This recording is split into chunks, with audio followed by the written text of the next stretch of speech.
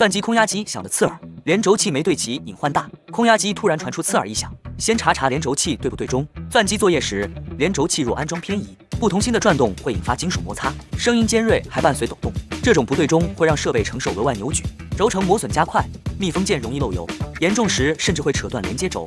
发现异响要立即停机，检查连轴器的径向和轴向偏差，慢慢调整位置，直到同心，再紧固好，纠正对齐问题，噪音会消失，还能减少设备损耗，避免突然故障。更多产品详情，欢迎咨询成都实打实。